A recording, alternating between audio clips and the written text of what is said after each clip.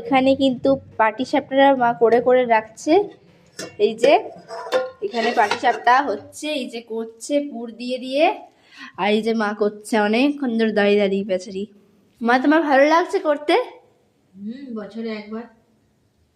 তো এখানে কি আছে একটু দেখিয়ে দাও।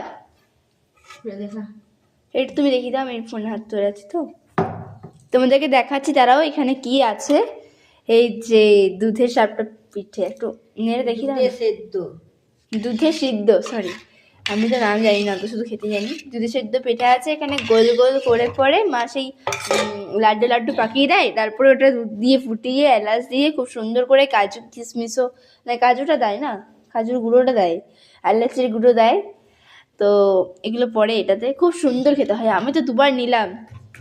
এই দেখো খাওয়া হয়ে গেছে অলমোস্ট আমার। আর এই দেখো এখানে কিন্তু পাটিসাপটা, এই হচ্ছে আমাদের আজকে